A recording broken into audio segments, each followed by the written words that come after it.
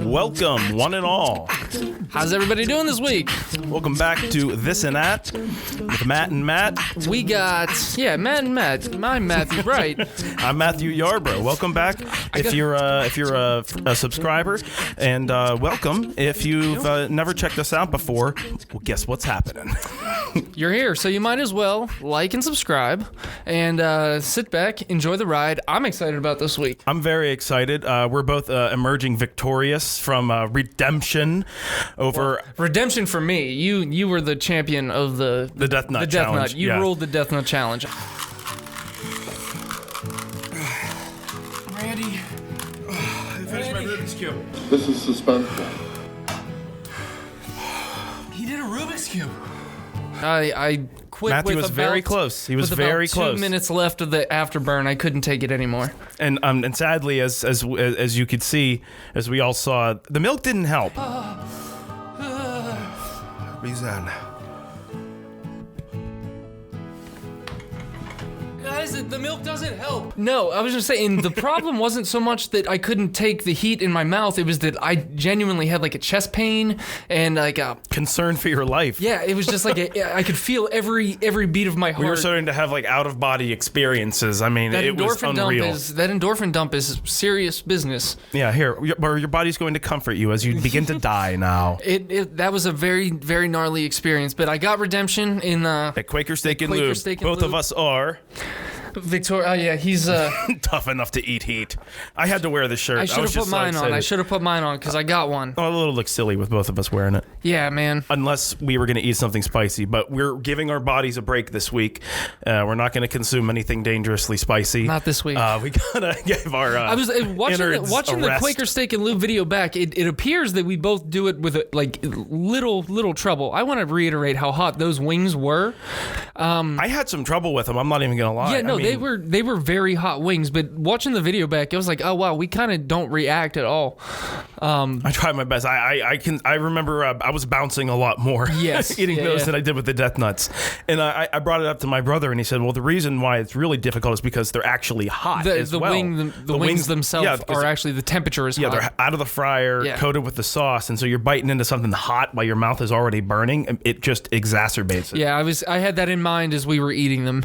I was like, these would definitely suck maybe a fraction of a bit less if they were like cold, right? No. Like if the actual the food itself wasn't also hot. No, seriously. Which kind of brings us to today's word of the day, Matthew. Let's hear it. Roll it. All right, so today's word of the day is conflagration. Conflagration. You know what that means? It sounds to me to be like something that's like a collection of something. A conflagration of people. I don't know. A conflagration of people would be very sad because it's an extensive fire which destroys a great deal of land or property. Okay, yeah. So conflagration is what happened to our taste buds and our tongues while we were eating these wings. Yeah. Because those wings, like we said it in the video, the sauce was very, very hot and spicy, but the wing sauce itself was also just not very flavorful. It started off like we thought it was going to be nice and sweet, but then the more that you ate of it, it was tasted like napalm. Yeah, it wasn't. I didn't care for the wild berry flavor. So I mean, if you have a Quaker Steak and Lube near you, I definitely recommend trying the challenge. It's tough. I think it's doable. It's doable, but it is tough, man. You're going to be hurting. Just be prepared that the wings don't taste very good on top of the fact that they're also excruciatingly hot. You're going to be hurting afterwards a little bit too, if you catch my drift. Yeah, did you have any, from the Death Nut, did you have any lasting effects after you left here? Well, I had to go to work after we did the Death Nuts. I had an hour at home to just kind of like, just lied on my side in the bed with just the most like horrible like stomach cramp I've ever had in my life.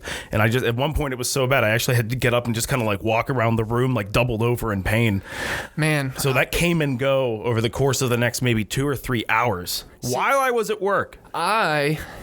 Yes, yeah, I mean, my fault. It was our idea. I definitely, I'm very happy that I didn't have to go anywhere for the rest of that day, because I was fine for about 3 hours after we ate those after we ate those nuts, and that's when I started to feel better. I had started uploading the footage, and I was starting to edit it a little bit, and all of a sudden I could feel the heartburny, like, chest pain coming back, and I was like, oh, okay. So I got up and I went upstairs.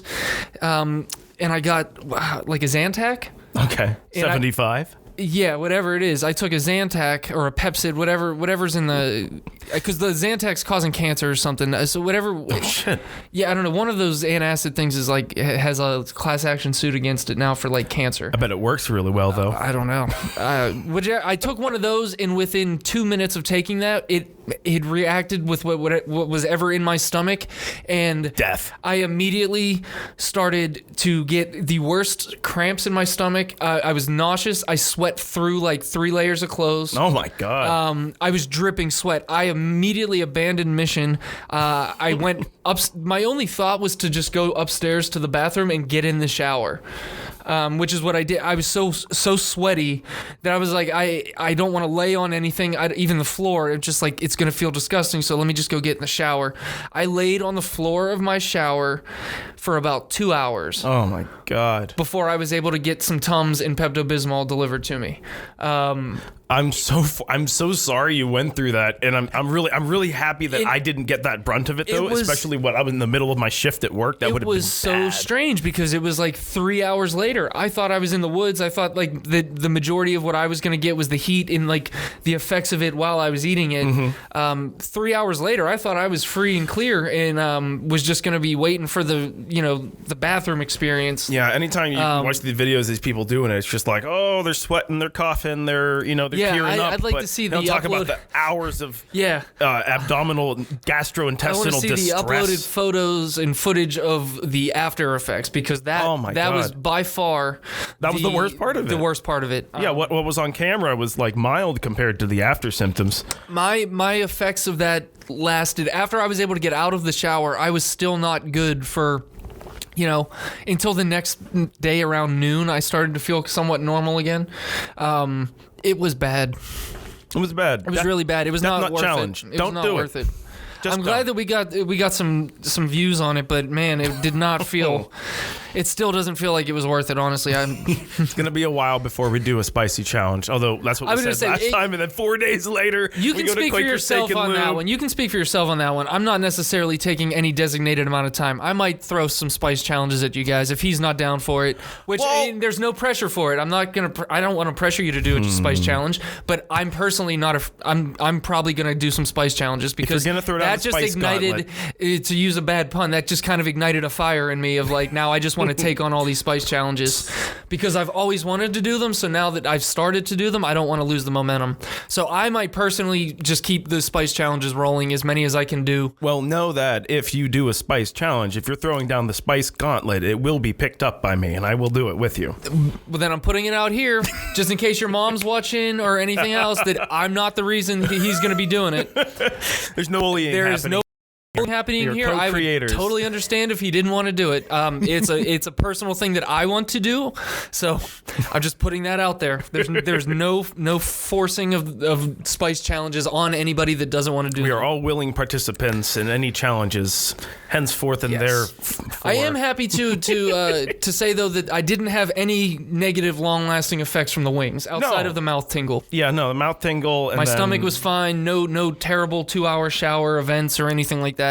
No, the morning after wasn't pleasant, but different from any other time you eat something spicy. It's definitely spicy on the way out, but that it's not one of the biggest questions from the last episode. Yeah, how was it coming out? I feel like that's any guy anywhere. That's like their immediate response. It's like definitely a guy question. How was it coming out? Definitely a male question. But it's funny. Yeah, no, it's just to quote the great Danny DeVito from in his Always Sunny, poop is funny. It is funny.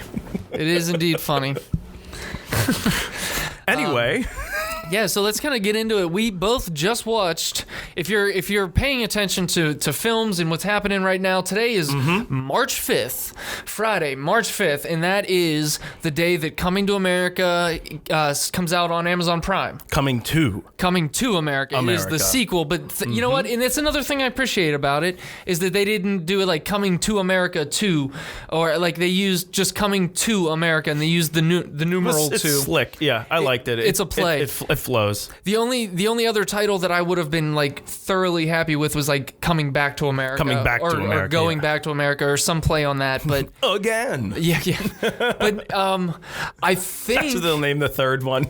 I can only speak for myself that I was not disappointed in it at all. I didn't know anything about it going into it. In fact, I was a little nervous going into it because I was like, oh, here we go. Yep. Yet another Hollywood reboot nobody asked for, that nobody wanted, and it's just going to tarnish the memory of a classic comedy film. The original Coming to America is such a classic. It really is. It didn't need touched. It didn't need updated. It didn't need rebooted.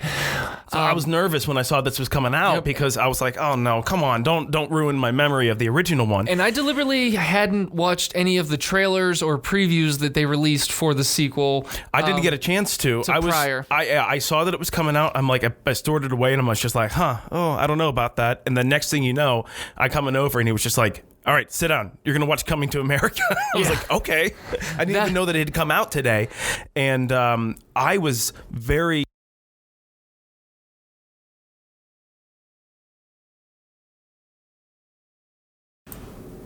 I don't know. There's going to be a weird little beep in there, but we're recording again. I think I accidentally I had the thing on the thing, and oh, okay, yeah. So no big deal. All right, yeah. So anyway, I didn't know anything about Coming to America, and I watched it, and I was very pleasantly surprised. Yeah, they pulled it off. It didn't feel hokey. It didn't feel like it was just like. Here's the thing: there were tons of awesome callbacks to the original film, but it didn't feel like they were just like forced in. You know? It didn't feel like they were just wedging anything in there because they were hoping people would remember it, or they were forcing you to remember it. Which I appreciate fan service, but I mean, not what you can't base a film off of fan service. They actually left it up to the fans. You know. Mm-hmm. Any fan of the original film will sit down and watch this and get every single one of the references from the original film, and I think they don't need to be thrown in your face. Yeah, they were subtle in a lot of ways. It was just like the person who happened to be this person who delivered this line, happened to be somebody from the original film. I was going to say, which is amazing that 30 years later, one of my first impressions was, wow, they managed to get everybody that appeared in the original one. And I'm not talking just main cast members. The bit parts, too. The bit parts. Like, the ones that you would never think that they would think to bring back show up 30 years older in this film. It made it a lot of fun to watch. I found I had a smile on my face the whole time because like every scene, every scene, like there was somebody else that like you recognized. And here's what I think was cool about it though is that it was on its own such a well-made movie, right? That I thought the soundtrack was great. Oh, dude, a lot of really cool African tribal-esque kind of inspired music and whatnot, and a good mix of like modern day music too. The kind of new meets old, and I think that even if you had never watched the original one, like a younger person could watch this and still enjoy it as a comedy outright. Yeah, no, 100%. There were a few times throughout the film that I laughed out loud, and I watched it last night by myself, and then I caught some of it again with you today, and even by myself, I laughed out loud a couple times, which I don't do often. I know I said you're a pretty tough critic, so for you to make you laugh out loud, it's got to be good. Whenever I actually laugh out loud and I'm alone, that's whenever I really know something is funny. Like you laugh and then you laugh because really must be funny, and it's not just my weird sense of humor. So like, if something makes me laugh out loud, it's pretty funny. I'll put my money on it. And I did. There was just some genuine laugh out loud moments. There really were. Eddie Murphy's great. He's flawless. He hasn't skipped a beat ever. Seriously, in his career. He's on point. Every scene that he's in, he just like Prince Akeem and Semi both. Arsenio Hall, got to give him respect too. He jumped right back into the character. It's like they never left. It was just they just like flipped It seems on a like they've been switch. living these characters for the last 30 years. And that was actually one of the first notes I took by myself last night. Was like the opening scenes almost feel like Eddie Murphy's real life now. Because whenever the first Coming to America came out, sure, Eddie Murphy was very famous, but his star was still on the rise at that point. Right. Now, 30 years later, he's about as famous as you can get. He's done about as much as you can do in the entertainment business. Dude, when he came back to host SNL, I mean, that was just, I mean... He's done it all. Seriously. He's literally, he's released music. He's a musician, an actor, a comedian, a writer, a director, I'm sure, like a producer. The guy's done it all. But so it's like whenever you see the opening scenes of Coming to America, and he's getting all the pampering and it's all very, very extravagant and wealthy. I just imagine... that's how he actually wakes up every day. Like the training scene with like him and his servants kid at hand. at the beginning, like him and his daughter are training, right, with the bow, whatever they call that, the staff or the whatever. Staff. Just like just picture that's kind of what Eddie Murphy's real life is like now. He's just like martial arts training with his kids on the lawn of this like Peter Sellers in the Pink Panther. Every time he comes home, Kato, his servant, like is trained to attack him. Yeah, that's it's so. It was a fun ride. I really there's a lot of I highly recommend it. A lot of new faces blended in with the old cast members. Michael Blackson was in there. Wesley Snipes is in it. He's fantastic. Oh my god, his character was just fantastic. Every time Wesley Snipes came on screen, he stole the scene. He was probably responsible for most of the laugh out loud moments that I had. His character is just larger than life and fantastic. The way he moves, it's different every scene. He has this different little dancey step about him. Dude, it was seriously... It's aggressive. It reminded me of the Ministry of Silly Walks, Monty Python, you know. Yeah, it's so exaggerated and aggressive, but it's I don't know, for some reason it didn't feel phony. It felt like that character's real, true to life. He brought it to life. Yeah, and it was great. All the credit goes to Wesley Snipes for that. Oh it my was God. fantastic. Oh, who else? Tracy Morgan. Tracy Morgan was there. Oh my God. Once again, just being himself. I wish that Tracy Morgan would have had more to do, but I understand that Tracy Morgan himself is a larger-than-life character. Yes. So to give him more to do in that movie would have maybe felt a little forced. I think they used Tracy Morgan very well. They harnessed him, and I think the amount of screen time he got is appropriate to how big of a name Tracy Morgan is on his own. Yes. It didn't affect the actual movie at all by having Tracy Morgan there. Right. No, he played a very great role. It was a nice supplemental The same role. with Leslie Jones. She's a very larger-than-life personality in her own right. And she had a lot more screen time, I feel, than Tracy Morgan did. Yeah, she did. She had a bigger role in the movie. She had a bigger role in the movie, and she just delivered it perfectly. Oh, she was perfect for that role. Absolutely. You know, I mean, just encapsulated, like, you know, the spirit of New York, you know. Yeah. And just like the in your face, like real. Jermaine real honest. Fowler plays young, well, I was going to say young Akeem, but it's not Akeem. He plays Lavelle, which is. He did a great job. Yeah, he was fantastic. Oh, man. I thought Jermaine he Fowler's was perfect for the role. A really funny stand-up comic, too. So really? Okay, because I hadn't, this was my first time seeing him. Yeah, and I he's thought very he funny. had a great performance. You know, he was very, very, like, you know, down to earth and just very real.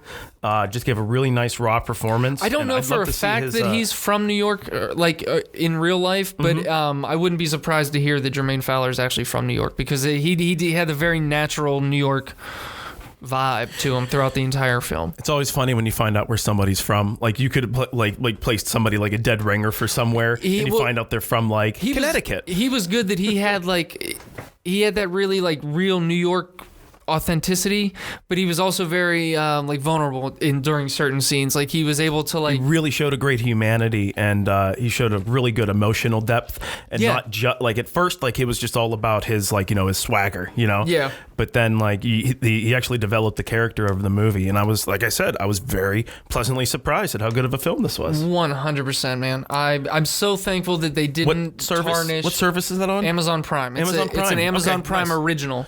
So, like Borat, and I don't know. Was Bill and Ted? No, Bill and Ted was more of like a straight to on demand thing. I don't think it was Prime. I don't think it was Prime. No, I remember watching Bill and Ted through. I think it was on Netflix, but we'll Matt check it. No, I don't think it was on Netflix. You definitely had to pay $20 for it to watch it when it came out. Oh, well then somebody I know pirated. I was gonna say it might have actually been Amazon Prime, but I remember you could buy it through your TV on demand as well. But you had to pay for it when it first came out. Might be streaming for free now somewhere, but you could watch it for free on YouTube with ads. Yes. Yeah. Are you talking about the original Bill and Ted? No, the new one. Oh, okay, the new one. Yeah. Okay, I didn't know that. Go to YouTube and watch it free with ads. Yeah, no, I did. I wanted to catch a few scenes of it because, well, we talked about this earlier. That was one of those sequels that, like, did it really need to be made? I ended up enjoying it, and it was a fun ride. And the same, I enjoyed it, but throughout the film, there were a few times where I thought to myself, this didn't need to be made.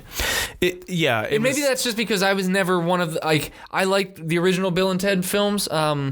Excellent. But I was never one of the ones that's like, oh man, I love Bill and Ted, they're cool films, but to me, like that era, those aren't the films that stand out to me. It was definitely a big, nostalgia draw for me personally. I know, I remember as a kid watching them with my brother and being like, oh man, these are like so awesome, If I would have had a brother, it might have been a little bit of a different. And then and then getting to watch them who are essentially brothers, go on these wacky adventures together. It's kind of like a fun camaraderie thing. Definitely good films. So I had like that nostalgia bomb going off for me, so like the whole time it was just like it's just like ha ha ha, this is so fun, this is great, even though I'd say as a film, as a movie, not as good as if we're comparing apples to apples right now or apples to oranges, I'd say Coming to America, much better movie. I think Amazon Prime knocked it out of the park. I'm assuming they're the ones that financed this, or helped finance it, maybe? Amazon? Yeah, I'm sure they have the money. I'm going to Matt check that to be sure, because I actually didn't look into, once I saw that this was coming out on Amazon, I just assumed that they were the ones that were funding it, but perhaps there's other funding partners involved. Funded by Halliburton. Oh, God. About 10 minutes into the film, I was thinking to myself, this is an earnest attempt at making a sequel. This isn't fan service. This isn't just a bunch of one-off jokes that are directly tied to the original film. It seemed like they waited until they had the right story, and it felt like a very natural way to tell the story of these characters 30 years later, him going, that was one of the other things I thought it was, I thought that he found his son very quickly after he came back to America. Yeah. That was my one thing where I was like, he was back in America like 6 hours, and he found his son already in New York City. That's probably the only story that could have been developed more. In my head, since I hadn't read or watched any of the previews, I assumed that the whole film was going to be Eddie Murphy and Arsenio Hall coming back to America. Back in America. And the movie was going to be him searching for his son. But, and with all the modern twists and everything now that we have. I actually thought it was going to spend more time on that myself. I didn't realize that he was going to find his son so quickly, and then the film was going to be his son and him, his son coming to Zamunda and, the whole thing. No, we won't give too much of it away. I'm not worried about that. Well, spoiler alert. I'll write it in the description and everything. Look, dude, people can choose to click off the video if we're spoiling something they want to. I want to talk about it. I'm hoping that people are watching this that have already seen it and are coming here to see if other people feel the same way that they felt. Plus, this is the first thing. I don't care about spoilers. Plus, this is the first thing. Sorry, guys, click away. Plus, this is the first thing we're talking about anyway. Yes, so whenever we get to the next topic, you'll put a little hyperlink to bounce to it anyway. Yeah. Because technology. Because of technology, yeah. Mm-hmm. When you were watching it, was there random German subtitles that popped up during some of the singing? Only during the songs? I didn't notice that. Okay, it must have been something about when I watched it last night. During every song, there was German subtitles that came up. I'm a big language nerd, so I feel like I would have noticed that. It would have been impossible to miss. They were big as hell. That happened either I missed them or it wasn't on last night when I was watching it during the dialogue. It was only during songs. For some reason there was German subtitles. I don't remember that. Yeah. I thought it was very weird, and I was like, I don't know if this is something that if I accidentally hit a button or if this is Are you hallucinating? Are you eating more death nuts? No, it was definitely not a hallucination. There was German subtitles on my screen, but I didn't know if it was a choice of the filmmakers to put them in there or if it was something that I did. You're being trolled by the German government. The fact that you didn't notice it tells me that it was probably something that I did. Interesting. My other one note was that little duet that his son has with what's her name, where he like raps. Oh yeah. I thought that was the one moment where it was like that didn't need to be in there. I thought that was weird. I thought it was kind of shoehorned in there that like all of a sudden he's got these amazing rapping skills that he's able to just like freestyle along with this beat with this. I don't know. That felt weird to me. I thought that it was going to be more of just like a dance off kind of a thing, and I would have been cool with that. Would have been cool. It's like show him where you're from, blah blah blah. Which would have felt because he accentuates his moves and his cool swagger and physical moves throughout the movie. Nothing else about his character in the film says that he has any kind of musical inclinations. So for the fact that he was able to just like bust out this really cool freestyle rap, and who's to say that he couldn't? But who's to say that he couldn't? But as a viewer watching that movie, everything up to that point felt very, very real to that world. And all of a sudden they jammed this in there, and I was like, oh, okay. That for a brief second took me out of the film. Not for long, and it's definitely not. I would still give the film 5 stars. It's not even enough to take a star away for me. It was just one of those things where I was just like, oh, this is silly. Yeah, that felt silly beyond. Yeah, but not like the good silly. Because there's a lot of silliness in the film. But it's silliness done very well. Very well. It's very deliberate silliness that does it felt very thought out. But the little rapping duet thing was a little bit weird for me. But I mean, like overall, we've just been ranting how good it was, and it was overall great sequel. At the end of the film, I also give it 5 digits up. I was not disappointed by it at all. Eddie Murphy reprises all of his old, all the characters, like the old men, the 2 old men that he plays. Arsenio reprises the old man that he played in the barbershop. It was great. The preacher, Randy Watts. Randy Watson. The only thing, did they make a Soul Glow reference and I missed it? There were so many references. I would say that were coming out. So many awesome singers and artists that came out of the woodwork to make this happen too. Oh yeah, man. Oh wow. I won't say the music was just a treat. Yeah, I won't say that there wasn't a Soul Glow reference because I might have just overlooked it. It might have just been one of those. And this is what I'm kind of talking about well-placed references to the old film. I may have missed that when it was so well-placed. You know what I mean? Like, so nicely put in there. It was put in naturally, and instead of not like, I know we've been using the term shoehorn a lot recently. Because it feels like that's kind of the trend nowadays in sequels. It's just like, oh, wait, here's something that'll, spark someone's member berries, and they go, let's put this in here. We're coming to watch the second film of this, franchise or whatever because we like the franchise, not because we want to rewatch the first film. You don't want to be. That's what I think my biggest complaint. We want to see what these characters are doing in the next phase of their life. You don't want just a retelling of the same story with different clothes on. And I understand trying to retell the story to the younger viewers that may have not seen the first one. There's going to be people that see this before that, I'm sure. They do a good job of that by subtly showing different flashbacks. Very stuff. well placed, but sparsely. It's not like the whole thing. It's like, do you remember back whenever we were in America the first time, and then they do it just enough and for 30 minutes, just the right scenes. And that's some of the better cameos are the Peaches girls at the end, at the very end. Yeah, they come back at the wedding to do their little rap. Because they got so many of the original little throwaway cameo people. I know that's the really impressive part is what the ensemble that they put together for all of this. I think for me, and I mentioned it when we were watching it together, that Randy Watson's band, the guys that were just in the background of his band, I think are even the original guys 30 years aged that were from the original movie. I think because I watched the original movie pretty recently and was paying attention to just everything. I'm glad that you had watched the original recently because it had been a couple of years for me. I watch it about once a year at the very least. Nice. Some of those early Eddie Murphy films are some of my favorite movies. So Trading Places is another one. I was just about to mention Trading Places. That was the first one that came to mind. Trading Places and Coming to America are 2 of my absolute favorite comedies of all time. So they're in my rotation about once or twice a year. I'll watch them if they're on TV. What's your third Eddie Murphy one that you like the most? To put you on the spot. The Haunted Mansion. No. Honestly, nice. I'm a big fan of Eddie Murphy, so I like a lot of Eddie Murphy's movies, even his more wholesome. I did like The Haunted Mansion. Yeah, I was like being facetious in that moment. It's not my third favorite, but I didn't dislike that movie. But you're not being earnest either. Exactly, I didn't. Once again, that's an example of silly being done right.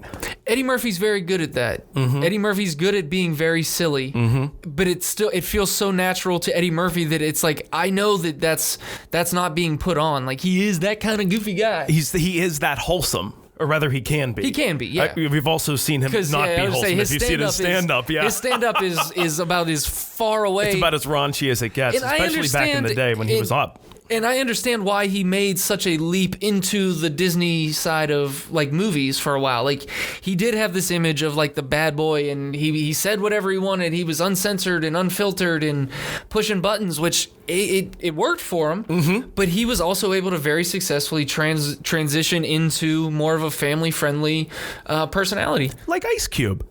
Ice Cube, dude. Talk about a transition, right? Ice Cube is a great one. I've always been a fan of Ice Cube. I was a fan of NWA, still a fan of NWA. Mm-hmm. I was listening to them on my run a couple weeks ago. Yeah, you did. I threatened our audience right off the bat. It was just like, I'm a big fan of Ice like Cube. Our show, or else. I'm a big fan of Ice Cube, and his transition into from NWA into Are We There Yet? Or what's it called? Is that what it's called? He was in Are We There Yet? Yeah. I didn't that might have been the sequel. Him just like looking around the back of the car. 2 of those. But those films, he was in the 21 Jump Street movies, which were a little bit more edgy. I think they were rated R, but like still. Those, you know what? I never saw the second one, but I saw the first one, and it's once again silly. I thought that second one was actually, since we're talking about sequels. We are talking about sequels. I actually have a sequel to talk about once we get into the news. Well, good, because the 22 Jump Street, I think it was called. Yeah, was a good sequel. It was a solid sequel to that. Yeah, yeah. I should check that out because I loved Jonah Hill and. I almost said Brad Paisley for some reason. What's his name? Channing Tatum. Channing Tatum. Tatting Chatham. Tattling Chatham. Shannon's chafing. I don't know. Channing Tatum. I won't ruin too much about that one for you, but that's a solid sequel. I think you'd enjoy it if you like the first one. Him and Jonah Hill have delightful chemistry together. They have such a fun little bromance together. It's great. It's just good enough. Yeah, it is. But yeah, but you said the second one is good, even better than the first one. I would say better than the first one, but definitely as enjoyable to me. All right. I enjoyed it just as much. Back to the question you asked me, though, like my third favorite Eddie Murphy film? Yeah. Might be like Beverly Hills Cop, maybe. That's a good movie. I was going to say, or like 48 Hours. Was he in 48 Hours? Look this up real quick. Yeah, because for some reason 48 Hours is popping into my head, and I don't know if that's accurate. I know Nick Nolte was in 48 Hours. Let's see. Am I thinking of the... Yeah, he was in it. Yeah, Nick Nolte, Eddie Murphy. So I might actually O'Toole. put the first 48 Hours in is my third favorite Eddie Murphy film, because that's just a really good action film as well as comedy. You know what? I don't know if I've ever seen this, Matt.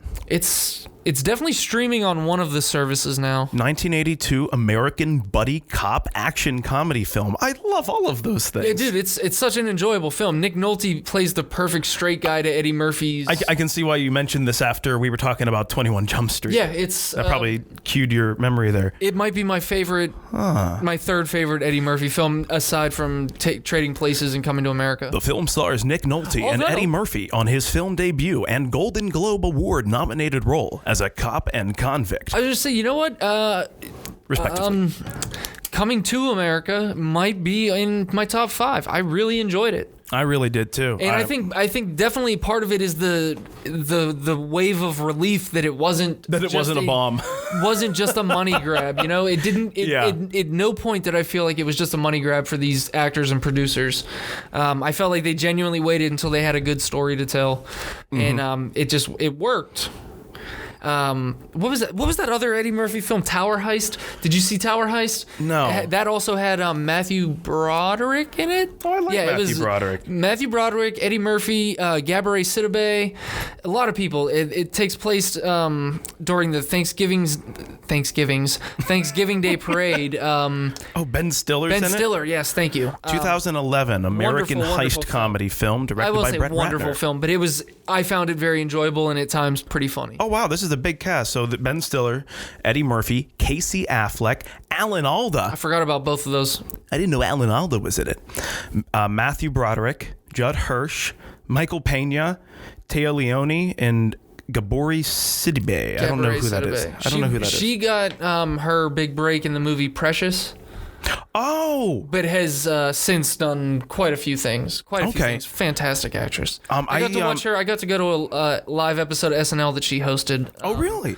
One time when I lived in New York. I remember her in Precious. That was a powerful movie. Actually, the episode that she hosted, if I'm remembering correctly, Tom Petty and the Heartbreakers was the musical guest on that episode, which is why I went to that episode. Oh man, I miss Tom Petty so much. Dude, I'm still not over his death. I'm really happy that my brother and my buddy Rich were able to go see him live whenever he played at Bonnaroo a few years back. How many times? And I never got to see him. Oh man, I think I got to see Tom Petty and the Heartbreaker 14 times live. Wow.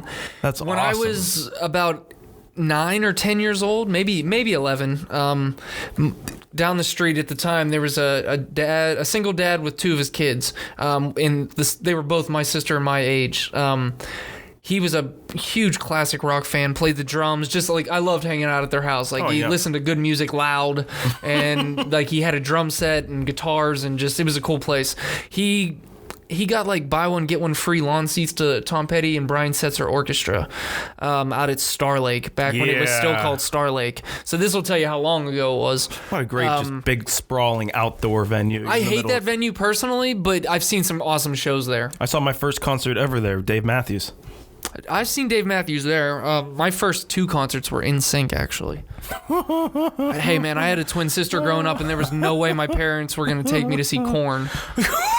So I had to go to live events that were... Wait, I just thought about this last night. I woke up in bed. I didn't wake up in bed, but I was thinking to myself, I can't remember NSYNC or the Backstreet Boys. Which one was Justin Timberlake in? NSYNC. Aha. Yeah, so I've actually gotten to see Justin Timberlake live twice. Okay. That's what I tell myself. I'm like, I've seen one of the most talented artists of our generation live twice, technically before I gave a crap about him, but I still got to see him live. And I mean, honestly, the one NSYNC show that I got to see was the first event ever at Heinz Field. Oh, that's actually pretty cool. It was the year Heinz Field opened, and it was the first thing before the Steelers played there, anything. So I bet for some reason that would make some football fans angry. I think it did at the time. I'm pretty sure it probably did. That ain't right. At least Pittsburgh football fans. That ain't right. How come they're using the field for those girly guys? I will tell you what, it was amazing. Those 5 teen guys filled that stadium. I bet they did. However many thousands upon thousands of screaming teenage girls and their bored parents and brothers. I would have, if I would have been at that show, I would have probably I would have brought earplugs. Actually, not you know for what? The speakers. The very not for the speakers, for the audience. The very first NSYNC concert, I think I actually was genuinely excited to go see that. Listen, I'm sure it was a crazy. Because that was my first concert ever. Oh my God! I'm sure the lights, the loud music, the dancing, and everything. I think if I remember correctly, my mom set up a scavenger hunt for us to find the tickets at our birthday party, and I think there's some embarrassing video of me freaking out at NSYNC tickets that my cousin Chris likes to bring up. Like the little kid opening the N64, oh my! I'm only mentioning it now because if my cousin Chris watches this, I guarantee he'd comment, "You were excited as hell to see those NSYNC tickets in that envelope." So yeah, I'm gonna Eminem myself right now. Chris, you can't call me out on something I call myself out on. Good for you. I was damn excited for those NSYNC tickets. Taking the high ground. Good for the you, second Obi-Wan. time though, I was not excited for the NSYNC tickets. I was more excited to go see the new stadium that was built. And we got like it was one of those things where like day of the show, my mom surprised my sister with the tickets. Okay. And by what are you not gonna go? I was gonna say I had no choice. But I was excited to see the new Steelers stadium, and at that time in my life, I was like very into music and live music, and wanted like I don't know if I was in a band at that time, but our things are falling down behind us. We're falling apart here at this and that. You want to press that up against the thing so try it my doesn't best. fall completely? Only the highest budget here. Yeah, I was just saying, I used very inadequate double-sided tape whenever I had to pull them. Like, I pulled them off the wall to recover them, and to reupholster them. I ruined all the really good quality double-stick tape that was holding them up there so well. Well, we'll just see. Like once a week, one of them will just start falling down bits and pieces. I'm just gonna get off my lazy and go buy better double-stick tape. Oh man, I miss live music so much. I can't wait. I actually don't miss live music at all because really? Going to you can't tell me that going to a concert these days isn't a hassle. As an adult, going to a concert is nothing but a hassle.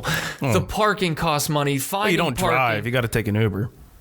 Okay, that's a hassle. Dude, any one of the venues around here, it's going to cost you an arm and a leg to get an Uber to, especially if it's Star Lake.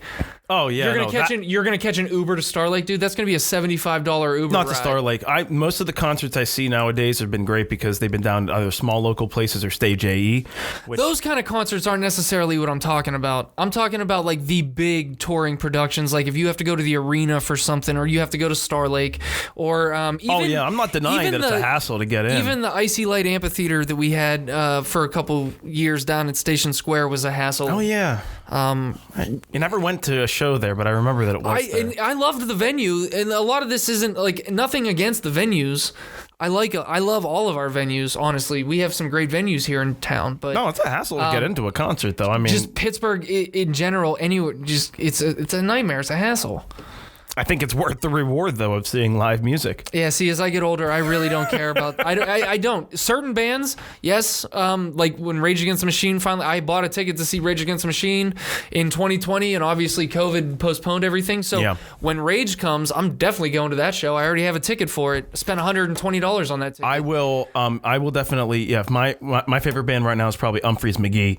And if they... I've seen them a couple times. They make a point to come to Pittsburgh because their bass player, Ryan Stasek, is from the South Side, I believe, but I know he's from Pittsburgh. So they always make a point to come back here, and that'll be the thing. Like if I hear they're coming back, boom, I will buy a ticket instantly. Yeah, just overall in general, I don't enjoy live music as much as I used to. I am far more appreciative of live comedy. I've learned to appreciate over the last few years live comedy because I had never really been exposed to it. I go to local open mics. I go to local shows that have I don't say unknown in a disrespectful way, but unknown comics that are getting their footing on the road, that are coming to local venues. I go to support those shows. I work at a comedy club where literally I get to watch live professional touring comics every single week. I get to watch local guys every single week. The brief stint that I was able to work there in the capacity that I did. Let's not mention the club because I would like to go back to that job. Yeah. Yeah. Now, my brief exposure to seeing live comedy, though, night after night, when I never had in my life, really changed my perspective. Those are the live performances that I will absolutely 100% go out of my way, even if it's a hassle, to go see and support. Stand in line for 2 hours. Live music. I used to be that way with live music, but when Pittsburgh started closing clubs like Laga and all those, and Mr. Roboto, I don't even know if Mr. Roboto's open anymore. I haven't heard that name in years. When Pittsburgh started closing all those venues, I really started losing because those were the majority of the shows I really had the most fun going to, or the smaller club shows and stuff. So, like we even had in Station Square now where those giant hideous condominiums are. Used to be just like a row of warehouses that were live music venues. And I saw some amazing concerts there. I mean, for me, music that other people would probably find awful, but... Isn't that where Saddle Ridge was? Yeah, I think Saddle Ridge was there. Another club called Rock Club was there for a while.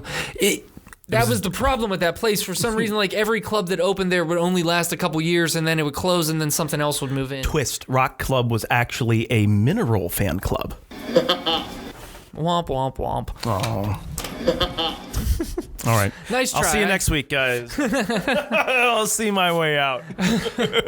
No, but like I kind of lost the zest for live music whenever Pittsburgh started closing a lot of those venues, and concert tickets started costing $40 or $30 a pop, and I had to find a ride 45 minutes outside of the city to go to Star Lake. I guess I'm just so used to that because I got so into the concert game so late that like I like growing up, like I didn't really start seeing concerts or shows until like, I was out of high school and into college and later in life. I was definitely, like I just said, my first big concert was NSYNC, which it was, but like up to that point, I had definitely started to, like, with my cousin going to see some, like, local stuff. You can see so many great bands that way. I was going to say, when I was growing up, I had friends that lived on the corner. The house isn't even there anymore. They destroyed it.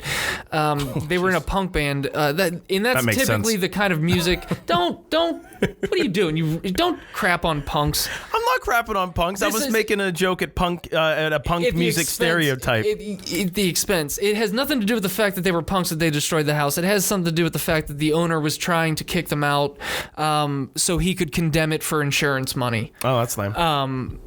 So yeah, that's a whole other story that I would love to get into someday. So they were raging against the machine in a way. Yes, they were. Okay, well, good for them. But like I actually been going to like live punk shows and house shows and stuff since I was probably about like 9-10 years old. So like by the time I was going to bigger concerts, I was like, okay, this is cool, but like, I don't know. It never had the same. I really love going to somebody's basement or like a dingy, musty smelling club where everyone's like shoulder to shoulder and it smells like sweat and it looks like the first two levels in Rock and in Guitar Hero, the crowds where you just like crammed into somebody's basement and you can't even move your shoulders. Ah, man, it's been so long since I played Guitar Hero. I don't even remember the reference you're talking about, but I'm sure you're right. And I'm sure that I loved Guitar Hero though. Dude, I played Guitar Hero before I ever played the real guitar. See, I was cool with Guitar Hero because I could play the guitar. And I was if I ever heard anybody complaining about or not complaining, but like saying that they were awesome at Guitar Hero but couldn't play guitar, that would quietly, I would never say anything, but in my head I'd be like, man, you don't know how to play guitar. Because I knew people that would actually be like, man, I'm a beast at Guitar Hero. I'm a beast at Guitar Hero. I'm like, I can actually play that song on a real guitar. And they South Park. So like, you want me to be impressed that like, I know a kid who turned his skill at Guitar Hero into a legitimate job with Twitch, and he's like a retired multimillionaire now. So like, good for him. But like, it used to infuriate me when people thought that they could play guitar because they could play Guitar Hero. Remember when South Park, Randy's dad? Yeah, it was a fantastic episode. He plays the real song guitar and it's like, that's lame. But that was the real experience for a lot of people, I'm sure. Well, see, I played Guitar Hero and I was such like I'm such a video game geek that like, I played it until I mastered it, and so I was beating every song on Expert 5 stars. And then I was like, you know what? I have good dexterity in my fingers. I should try a real guitar. So I borrowed my dad's old Gibson and I brought it back to college with me. And I just kind of looked up the chords online. And there were a couple of metalheads who lived in my dorm with me who showed me a couple of things or two. But yeah, if it weren't for Guitar Hero, I may not have picked up the real guitar. And now I've been playing. That's awesome. I've been playing for 10 years now. That's awesome. I'm sure a lot of kids picked up Guitar Hero and decided to pick up a real guitar, and there's nothing wrong with that. And I'm not just crapping on anybody that likes Guitar Hero. I specifically used to hate when people would brag about being good at Guitar Hero like they could actually play the guitar. Big difference. Because yeah, it's a big difference, and I knew people that would do that. Those bright plastic buttons. But I also was a huge fan of the game, so like I'm not. And I liked all the spin-offs like Rock Band and stuff. Like I was kind of out of it by the time those came out. I was fortunate that I had a cool group of friends in my dorms my sophomore year, and with my future roommate Jason. He had like the drum kit like in his dorm, and like we would jam, 4 guys. Like 2 guys would be like up on his bed. He would be down in front of the bed on the drum set, and I would be singing. We'd have 2 people playing the guitar, the bass, and he'd be on the drums. Yeah, and man, sounds like a lot of fun. It was a lot of fun, especially for a bunch of like 19-year-old guys like hopped up on Mountain Dew and shit. That sounds like, when you put it that way, it sounds really sad. You're away at college and you're supposed to be like, you're just hanging out with dudes playing rock band. Yeah, some of the fondest memories of my life. It's not like I didn't study things either. I wasn't. No, that's not at all what I was saying. Okay, I see. I mistook that as what you were saying. I wasn't saying that that's all you did during. No, that's not at all what I was saying. You were saying I was hanging out with these really cool dudes, and we were like your definition of really cool dudes and really cool times. And then describing sounds maybe a little. Ooh, that's it sounds like the coolest time. It sounds like the old school LAN parties with Totino's pizza rolls in the basement. Yeah. To me, that sounds like a great time, but I'm also self-aware enough to know that to others that probably sounds kind of sad. Okay, and you know what? I bet to a lot of other people they have similar fond memories. 100%. All right. Everybody has the. Dude, I'm it's not on your memories. Disagree. What are we disagreeing? I'm on your memories. I know. This is suspenseful. Did you take that personally? Be honest. No, I didn't at all. Okay. Just making sure. I'm having fun. Let's keep it going. Now you're giving me the look like you're not actually having. No, I am. I'm opening it up. I'm having fun. Okay. It sounded like you took what I said completely wrong. No, absolutely not. Because I wasn't on your memories. No, absolutely not. And I just realized that right away. And now we're having fun. Okay, I'm not having fun. Because now I'm self-conscious like I said something that insulted you. You really did not. And I promise you that I did not. All right. I mean, you did not. You know what I meant. Okay. Moving on. Wow, we still We've have gotten way off topic. I know, but we're 50 minutes into the episode. I know, we still have some news and that to cover. So let's I really only have one news story that I'm like super jazzed up to talk about today. But I have multiple in case we need we were talking about sequels, so I'm going to bring this one up real quick. Yeah, go ahead. Because I got off topic from that. So I just read this today, which I was very excited about. /nervous. So talking about unnecessary reboots. So this is a new one coming out? A new one that's coming out. Space Jam. I've heard about this. No, it's not a true sequel. It's more of like a reimagining. Yeah. Okay, but it's going to be LeBron James. Yeah. Which, I mean, is arguably, today's generation's Michael Jordan. I would not argue against that. I don't think anybody could. I mean, No. he's, as far as like, I'm not even a big basketball guy, but as far as basketball goes, I mean, he's kind of proven he's the GOAT. So 100%. Mm-hmm. So they initially offered him to do this 15 years ago. Which I did not realize. I didn't realize it's wow. It's been that. They had the idea to do this about 15 years ago, but he passed because he said he wanted to keep working on himself and improving the game. Mad respect. Yeah, no. So I respect that. And obviously, he did a good job. Probably a good decision. So the fact that this opportunity is still presented to him. Yes. So good on him. Turning it down back then did not. No. So good for him and probably his whole fan base. Oh, sure. Yeah. Which now he's got an even bigger fan base. I don't know much about LeBron as a person, but it from what I read in the headlines I see, it always seems positive. Yeah, no, it seems like he does a lot for youth, and especially in troubled areas. Especially because he came from like rural Ohio, and so he's done so much for his hometown and he said that he knows what it's like to grow up with nothing, and he doesn't want kids to be able to feel like that. It's wonderful when people actually get themselves out of that situation and have the ability to in turn not forget where they came from and think that they're all of a sudden better than the people that are still struggling back where they came from. Which you see happen with some people who make it big, whether you're an athlete or an actor or like an artist. Sometimes they get a big head. And I don't want to make a blanket statement that it always happens for sure. But it's nice. It's nice to see whenever. It seems like LeBron James is a genuinely good person that wants to use his influence and his own money, and his financial solvency to help other people, which is just I appreciate it. If I had the amount of income, even like any X amount of disposable income, I would love to be able to make some kind of changes like that. I try to donate when I can. That's the dream of mine, is that, if I come into some, wealth someday, that, I would love to be able to reinvest in my community where I came from as like a token right now, of appreciation, one of the things that I do, honoring where we came from, I do a couple times a year is I give blood.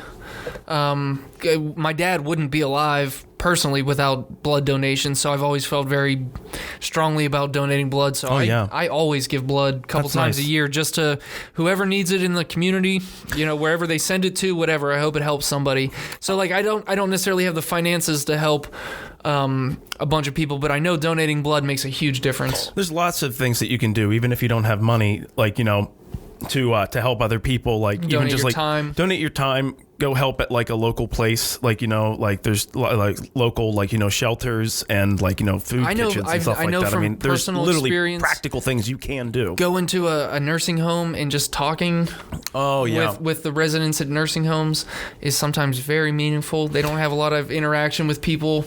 I remember I used to go to the care center where my Nana was, and they had a little piano there.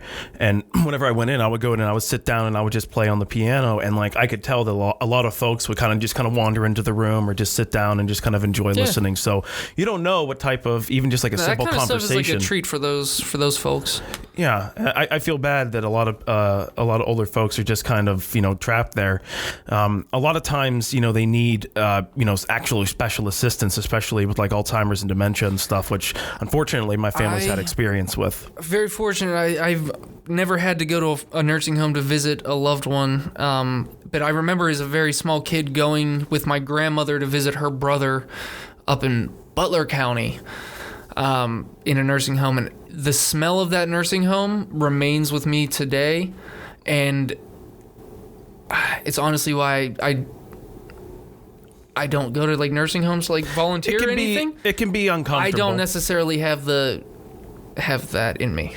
It can be uncomfortable, and you know what? People who do. I still to this day associate that sterile smell of a hospital. This wasn't a sterile smell. Oh no, I can imagine what you were smelling was not a good smell. And I'm not implying that it smelled like feces or anything either. Mm-hmm. It was just a very distinct smell that I didn't personally care for. It didn't seem to bother anybody else. Your sense of smell is so tightly linked to your sense of memory, your olfactory nerve and your hippocampus. So like for me, I remember the first person that I really remember passing in my family was my grandfather back when I was like in middle school. And I remember that was the first time I was like in a hospital in that sense. And that was the first time I'd like smelled like a hospital, mm-hmm. And so that smell, like anytime I smell it now, was still linked back to that memory, 20 years later. Smell memory is definitely a thing. Mm-hmm. What were we talking about? Space Jam? Space Jam, yeah. Holy crap. This is a weird episode. This is. Okay. But you know what? It's good because not every episode has to be so cookie cutter. Sometimes we come in with weird energy. We just got to go with the flow, man. And today's weird energy, it has been about 2 weeks since we sat down and done this. Yeah. We've been off eating wings. And last week we did the Death Nut is episode 8. Yeah. So like, we didn't really do it. We couldn't do any news stories last week, even if we had wanted to. We had initially set out to do the Death Nut is just the beginning of the episode and then go into news stories. It would have been a disaster. I would have been up here. They offered. There's no way. There's no humanly possible way that I would have personally been able to do any type of news story coherently, because when we turned those cameras off, I was still physically hurting from eating the wings.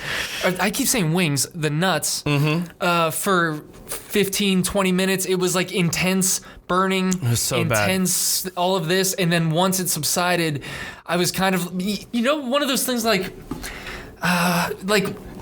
do you ever get like a weird pain and it goes away and you're almost afraid to move because it's going to come back? It's going to come back. It's the calm before the storm. The calm with whatever position you're in and the fact that you're not moving. Oh no. If I do anything, it's going to come back. Dude, yeah, there's no way. There's no way that I could have done anything. Its vision is based on movement. Anything useful after eating those wings. All right, so check this out.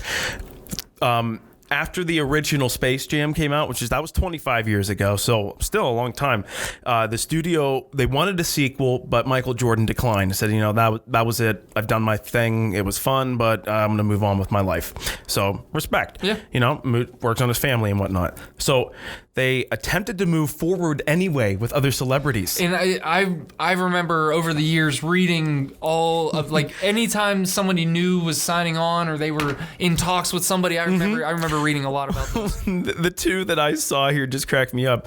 Jackie Chan, which I can imagine Jackie Chan playing basketball. I was gonna say, I can imagine him like doing like going like whoa, ha, whoo, yeah, jumping over people, like ninja hopping into the hoop and stuff. I could see Jackie Chan in Space Jam, not as the star, not as like the lead star.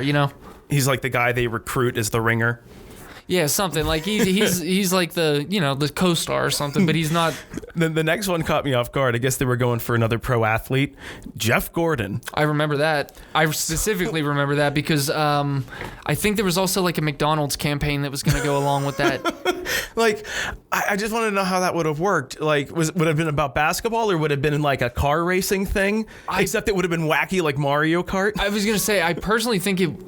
I don't remember, but I think it would have been. I think it was being pitched as like a speed racer-esque type thing. Yeah. Really? Yeah. I don't think it was basketball this time. I think it was like. If it was basketball, they was like, and the Monstars are ready to take them on, and then he just drives his car through them. Oh God, no! I'm still a big fan of NASCAR though, so I remember. Are you? Yeah, I never knew that.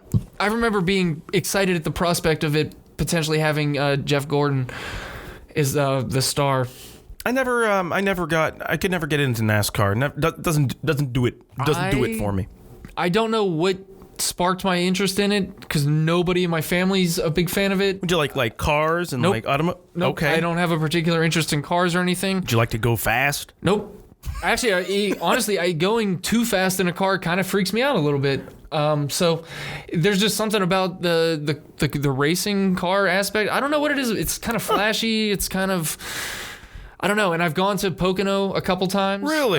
Yeah. Is it as loud as? It is. It's a blast. NASCAR racing fan, any kind of racing fan or not, I would recommend anybody go to a NASCAR event. It is so much fun. Huh. The crowd is exactly what you imagine it is. So I mean, you got to be prepared for that. Be prepared for that. If it's not your crowd, it's not your crowd. But that cross blend of Americana. You definitely can expect it's a heavy drinking crowd. It's not a very child friendly crowd. Mm-hmm. Even though NASCAR is paraded as like a pretty family friendly sport, the live events are pretty adult oriented from the drinking, the partying, and it just seems like a modern day like mechanical like rodeo. There was a lot of nudity, but it's very very loud, and you can feel the vibrations of those cars like in your chest as they're whipping by you. That's the biggest appeal for me of being at a live show and being at like a festival or something. Just being up close to like those big speakers and like actually like feeling like the bass like in your bones and in your chest. Yeah. So I guess I can get that.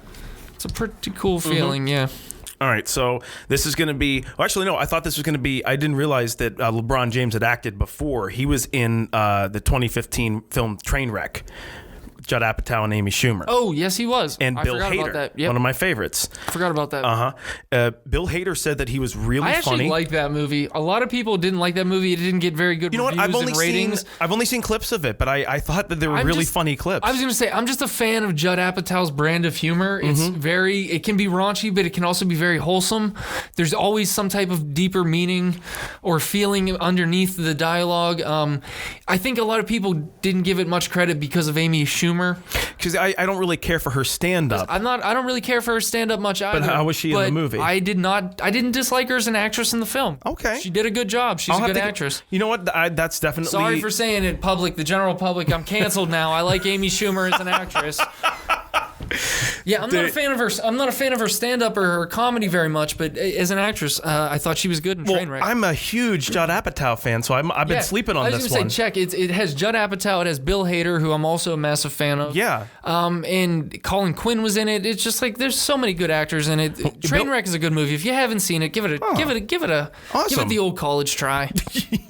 So Bill Hader said about LeBron. He said LeBron Stoker. LeBron Stoker. Stoker. LeBron Stoker. Stoking those hoops.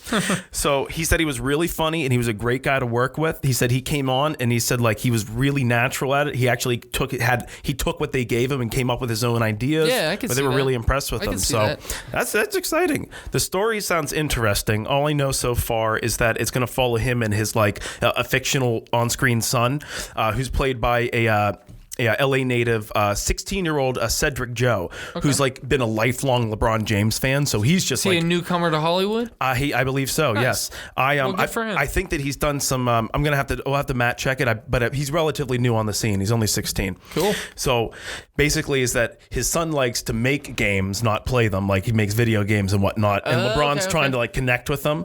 And then somehow they get like Tron style sucked into the Warner 3000 entertainment serververse.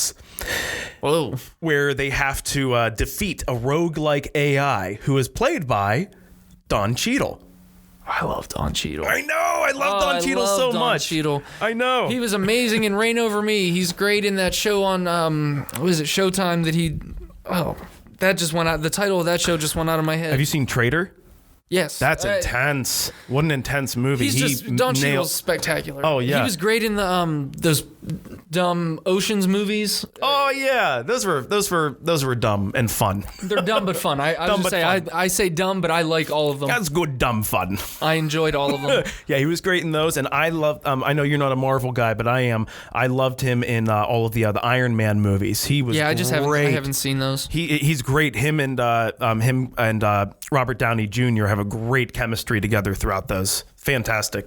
So yeah, Don Cheadle's going to be like the villain essentially. Or not, they don't really tote him as a villain, but I guess they have to defeat the AI or something. So he's like creates like the ultimate monsters for them to battle against, I guess is what it's going to be. So that's all I know. Interesting. I'll watch it. Yeah.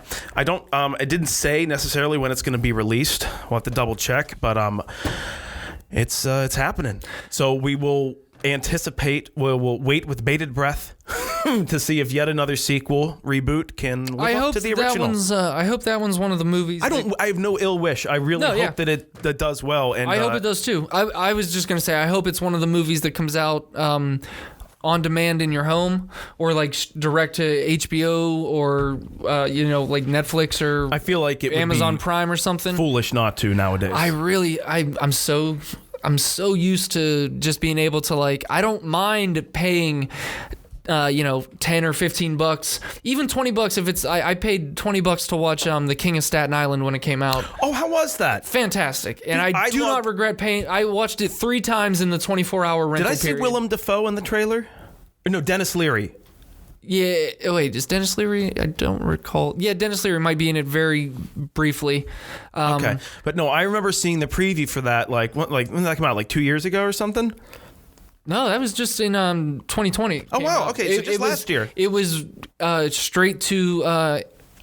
You could watch it on Amazon Prime or on demand, but you had to pay for it. I remember I was hooked on the idea of it just from the trailer. I watched the trailer alone, and that's all I've seen. So I want to give that one a watch now that you jogged my memory of it. It's actually a movie that I'd like to buy so I can like actually own a copy of it. I'd like to see all the behind the scenes stuff.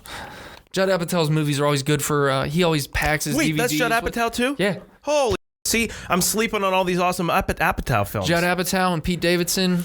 Pete Davidson stars. Yeah. Bill Burr plays. Oh my God. Bill Burr, Marissa Tomei. That's who I was confused. Yeah, I was thinking it's of not Bill Dennis Burr. Leary. It's Bill Burr. But the same like the loudmouth, Boston guy. No, loudmouth Boston. No filter. Yeah.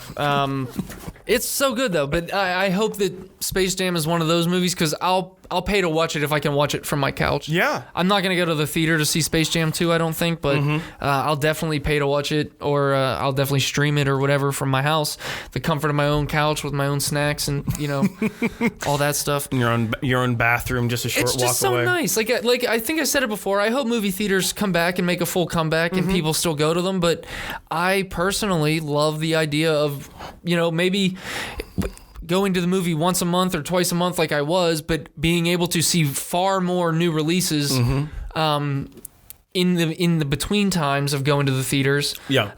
Just by sitting in my house and doing it, because it's so much more appealing to me. It's so hard to like get me excited to like leave the house for many things these days. I love quarantine. I woke up one day and it was like, I woke up March 13th last year and it was like, we're supposed to stay home and not go anywhere, not see anyone, and not do anything. And I'm going to also be able to collect unemployment for this. That I literally thought I died and went to heaven for a couple weeks. I was like, this is a dream come true for me. For someone like me that really does enjoy being alone most of the time and doing whatever I want, whenever I want. Mm-hmm. Quarantine was amazing because now I didn't even have to worry about going to the job that I loved going to. I didn't even have to worry about going to the job that I loved going to. I could just wake up and I wrote a screenplay. We have started a YouTube channel. Yeah. And a lot of the ideas for this were things that I was working on. I was able to get so much out of my time in quarantine that I wouldn't have gotten done because I hadn't gotten it done for years. Because we're all able to a lot of us were just able to just stop. I was gonna say I understand that some people had to never got that little break. They either their job was essential and they had to keep working, or they didn't have the ability to live off the unemployment and they had to find a job. I feel bad for anyone's situation that struggled during COVID. I know that my situation is completely, not completely unique, but I'm one of the people that it didn't really disrupt my life in any way, shape, or form. Mm-hmm. And I think I will be coming out of this whole experience as a better person. So I don't want to just completely disregard the complete an absolute nightmare that COVID has been for a lot of people, whether it's been the health thing, the financial things. It's been a nightmare for a lot of people. And you can still be compassionate about that, but still also be proud of your self-reflection and growth. The whole time I've been sitting at home tickled to death. I've been trying to support local restaurants and businesses as much as I can to help those folks. And I've supported my local pizza places thoroughly. Yeah. Throughout. You want me to stay at home and support get takeout? Okay. Okay. I'm sure. Yes, sir. Yeah, I can get behind sadly, this. I think a few of my favorite local... You're going to give me money to do it? Dude, sadly, I think a few of my local favorite restaurants have closed for good.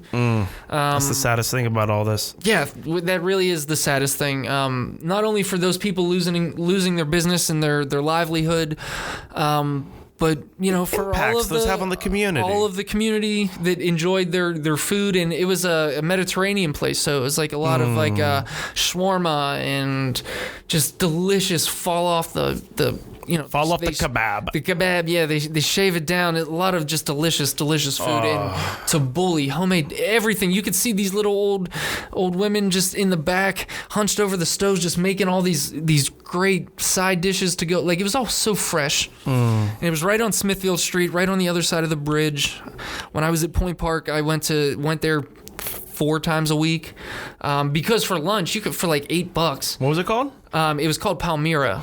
Oh yeah, I Palmyra remember. Mediterranean cuisine. Right on I've seen that down there. It's literally like the second building in from Smithfield Street on the right side if you're going into town, next to the Pepe's, or what used to be Pepe's. Mm-hmm. I don't know if that's still there.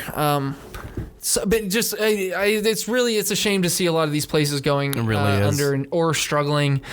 There's nothing better than authentic, handmade, local, real food, especially if it's somebody, from another country. I was gonna say making like their own real traditional recipes. Yeah, like other foods from other culture that's done very, traditionally. Like that's why I love working in Oakland near all the universities, because you go down one block and you'll see, like 5 different, cuisines of different ethnicities. I don't know if she's still alive, but when I used to go to shows over at Club Laga a lot, there was this little old, I think she was Vietnamese, woman that had a banh mi sandwich cart over in Oakland, and she would walk around Oakland all day selling like banh mi sandwiches, I think.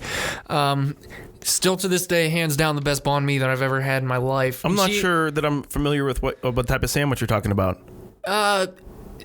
instead of me trying to describe what it is, if you look it up, and I'll put some photos up if anyone else isn't familiar. I just don't know. I don't know how to accurately describe it. Oh, banh mi. Banh mi, yeah. Okay. What did you think I was saying? Well, I didn't know. Oh, that looks like Vietnamese accent. Oh, for a second I thought you were mistaken my pronunciation. Well, no, I didn't know if it's in another language. Like, how do you spell that? B-O-N? They're M-E? Basically just really good sandwiches. So banh mi.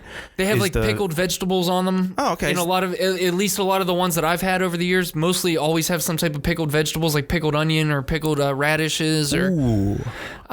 There's a place in Pittsburgh called the Beer Hive over in the Strip District. You told me about that place. Their food is awesome. They have a killer banh mi sandwich there. I want to try that out. I had it yesterday for dinner. So banh mi is the Vietnamese word for bread. Oh, cool. I didn't know that. Yeah, in Vietnamese cuisine, it also refers to, it says, to the shite type of short baguette with thin, crisp crust. I was going to say, now that I think about it, it is always a very particular style of bread that you get with them. Yeah, and they say they split it open and then serve it like a submarine sandwich. Yes. Filled with various savory ingredients. Yeah, and there was this sweet little Vietnamese lady. Vietnamese lady over in Oakland that would walk around with this cart, and she had like 3 different varieties of banh mi sandwich every week. Sometimes it would vary, but I used to hang out over in Oakland all the time. It almost reminds me of it looks like almost like a Vietnamese like panini meets gyro or something like that. That's not a bad description. It's kind of accurate. It's kind of like that. That's cool. I only know one word in Vietnamese, and that's hi. It's xin chào. Nice. I didn't know that. And now you know. And now I know. And now I know about banh mi sandwiches. Now you know. Matthew.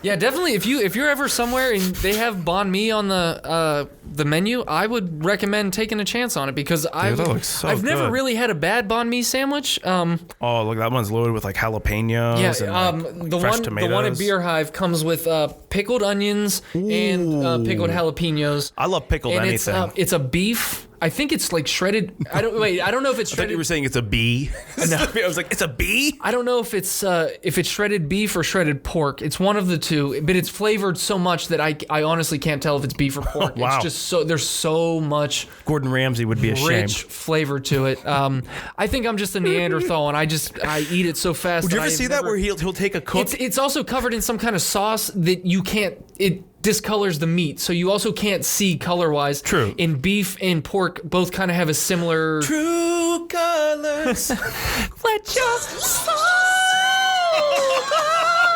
go. Oh man, how did that sound? Give me a soul glow.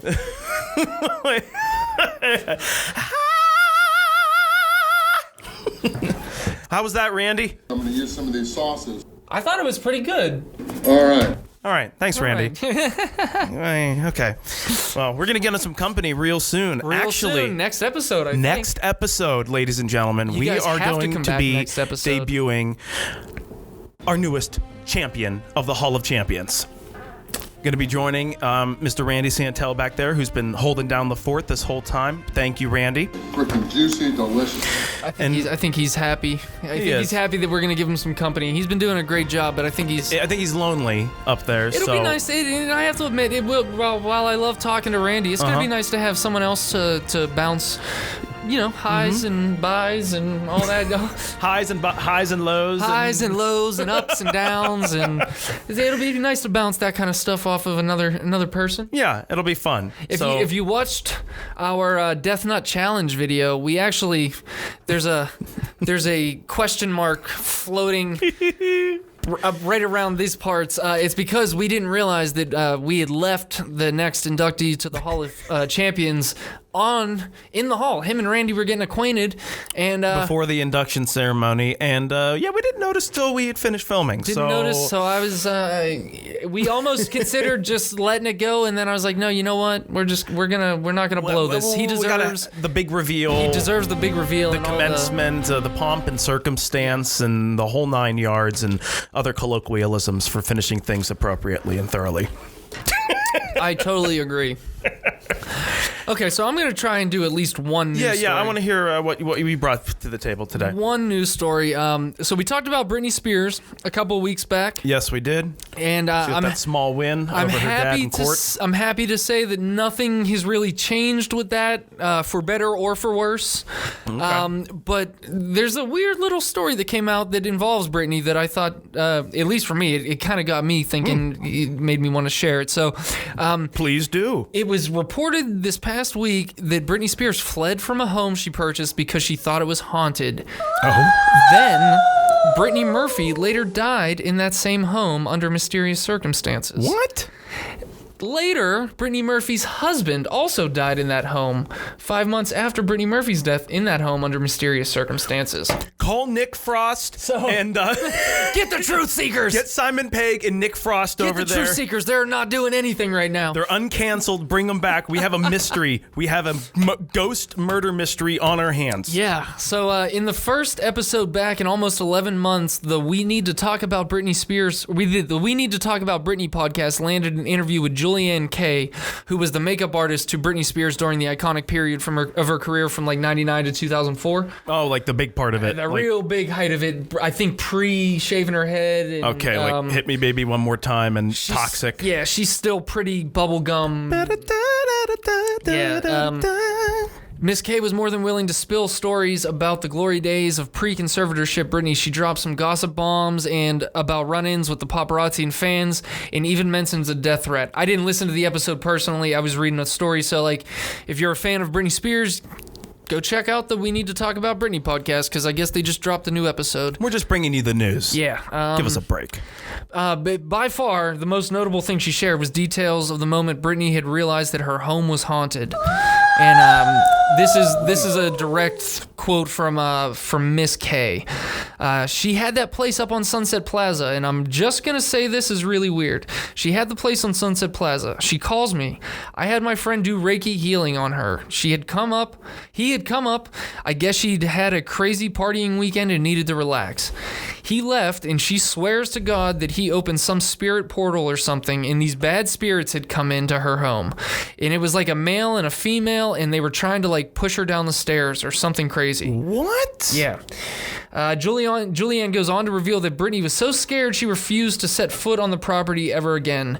It was so bad that she left. She went to the Casa del Mar hotel to stay there and never went back to the house. She goes, I know you're going to think I'm crazy. I'm not crazy. I know what I saw. I know what I felt, blah, blah, blah. And I was like, no, I believe in that too, so it didn't really weird me out that much. But she was very persistent about it, and she put her house on the market right after that. So like, if this isn't sounding a little out there to you, you know, like ghosts and Reiki healing, which I know is kind of a weird thing. I know people that kind of do that. At least when I lived in New York, I had a couple friends that did Reiki very often. My aunt does that, and honestly, it's done wonders for her. I was going to say, I have no personal experience with it, so I can't rag on it, because I know people that do it that say that it works wonders for them, and I'm open-minded enough to say that it might. I've just never done it. Apparently, it opened up some portals to hell for Britney. I didn't know that was one of the side effects. So I'm nervous because I got a gift certificate for Christmas to go do Reiki, and I really want to, because I feel like. But now I'm nervous it's going to open a portal to hell. But at least all of my playing Doom has been training me for this exact moment. Yes, it has. You know, so I mean, I know what to do. He's gonna do right all of a sudden. And guess who bought that house? Brittany Murphy. Brittany Murphy bought that house, and I thought, who's Brittany Murphy? I can't. Brittany Murphy was a movie star. She got her big break in Clueless and a couple TV shows. She went on to marry Ashton Kutcher. She was in the movie Just Married. She was in Uptown Girls. She was in Sin City. Her? Yes. Oh, wow. I remember her now. Yeah. Full disclosure, I had a massive crush on Brittany Murphy when I was growing up. Me and my best friend Eddie, when we were growing up, we both had a massive crush on her. When Just Married came out, he and I went and saw that movie in the movie theater probably 3 times the week it came out. And then when it again went to dollar theaters, we went and saw it again probably 3 times in the dollar theater. She's very attractive, so I can see why, especially as, you know, dude, two young bucks. Brittany Murphy was Very beautiful, very talented. She did it for you. Yeah, at least as a 10, 11-year-old. Yeah, Brittany Murphy died in that house. Her husband died in that house. It was like maybe... But did they say how? No, it's like for anyone not familiar, Brittany Murphy died at the age of 32 after suddenly collapsing in her bathroom. A coroner ruled her mysterious death had been caused by several things: pneumonia, anemia, and drug intoxication. It was reported that she had a mix of dozens of prescription and over-the-counter pills in her system, and that led to a theory that this was another tragic Hollywood overdose. Man. Murphy's husband, screenwriter Simon Monjack, died 5 months later in the same house. For two people to pass away suddenly, months apart in the same house, is pretty strange. That is creepy. And it led investigators to look at possible environmental factors, which led to a theory that the home contained toxic black mold. A lawsuit was filed a couple years later by Murphy's mother alleging just that. Okay. And I didn't look up to see how that lawsuit panned out, whether her mother was actually won and they deemed that it was black mold, or if they were still relying on the toxicology reports. You gotta be careful with those old houses, especially like an old house around Pittsburgh. 100%. There's a lead paint. ton of lead paint around Pittsburgh. I know for a fact. Because I did some house renovation, specifically house painting for a while in my 20s, and we dealt with lead paint a lot. And like removing lead paint from walls was very dangerous. Do you have to deal with asbestos? I didn't personally ever come in contact with much asbestos. No. Okay, I'm sure that there is a lot of it around though. In these older houses, the floor in our basement is asbestos. Interesting. Yeah, but it's like covered, so it's a lot of okay. a lot of schools, a lot of old schools around Pittsburgh for sure have asbestos. Anyway, go learn, kids, if you can. Yeah. Some other family members suggested that poisoning was the cause of the deaths, as lab tests revealed that she had an abnormally high levels of heavy metals in her system. She was listening to too much rock. Yeah, so to recap all of this, we have a male and a female spirit haunting the home, and later 2 young people mysteriously died there at a tragically young age under strange circumstances. After Murphy's passing, her husband told The Hollywood Reporter she absolutely hated the house. He said every time we would drive up Sunset, Britt would say, "Please, can we stay at the Beverly Hills Hotel?" I'd say, "Honey, we've got to be realistic. We have our house. We've got to stay in it." Damn. So I just thought that was kind of a weird story. Like that is bizarre. The paranormal stuff always sticks out to me, and it had something to do with Brittany Murphy. So I was like, it caught my eye right away. Yeah. And then I was reading, I was like, oh, I didn't realize that the house that Brittany Murphy and her husband both passed away in was the house that Britney Spears used to own. I didn't know that because I've seen photographs in the tabloid magazines and stuff after Britney Murphy's. And what a weird coincidence that they were both named Britney. It is kind of a weird coincidence. That's a bizarre story, man. Britney thought that it was haunted based on these ghosts that opened, based on a portal that was opened by the Reiki healer, and these spirits were trying to push her down the stairs. Yeah, it all sounds very bizarre. That is. But I like the bizarreness of it all. Oh, absolutely. I love the bizarreness. That's the best part. Yeah. So this was kind of a weird episode. And this was really weird. Talking about bizarre, this we kind of went all over the place. But you know what? I'm actually really glad that we talked about Coming to America, because I personally want to talk more about new movies that are coming out. Yeah, because absolutely. I watch a ton of movies personally. I like to stay up to date with movies that are coming out, which is what brings me back to like the on-demand and streaming services. I would watch many more new movies if they were like that. Going to the theater is very expensive, even for a single guy like myself. Like, God forbid you want something to eat or drink. I was gonna say a movie ticket is $12, $13, and you get a $9 Dr. Pepper, or like typically I'll try to sneak some like a little bag of M&Ms or something in with me. But yeah, if you get thirsty during the movie and you weren't able to sneak something to drink in, you're screwed. It's an expensive thing. Sometimes around here, like I go to the Southside Theater, there's no parking there. It's paid parking no matter where you go, street or garage. That's where my brother and I went to go see It when it came out. I see most of my movies there, like Lowe's over in the waterfront. Yeah, the AMC that's where I've seen a lot of movies. Is a great theater. I've seen a ton of movies there myself, but if I'm already at the waterfront, like I would see most of the movies there.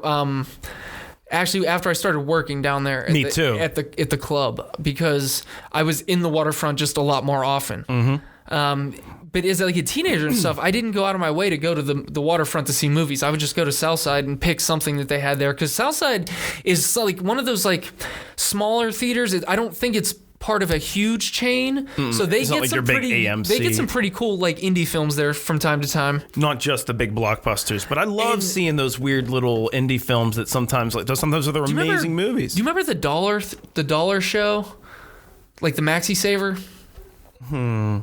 It closed years ago and is now a luxury theater out in Century 3. Well, see, I grew up down near we used to go down to the Washington Mall. Yes, out in Century 3. That's where we would see all of our movies. We had the Maxi Saver 12, so literally the movies would go to have their regular theater run, and then I'd say maybe about a month or two before it came out on home video or DVD, it would go to the dollar show, and literally for $1 or $1.50, you could go see the movie. Wow. My friend, my best, still to this day, one of my best friends, he and I used to spend entire weekends at the Dollar Theater, and we would see every movie that they had playing, because it would be $12 for the entire weekend, because they had like 12 screens at this old mega multiplex that then became a Maxi Saver. And it, towards the end when it closed, it was definitely beat up and the seats were raggedy and sticky and it was gross. See, there's a similar theater that's close to and down in Washington that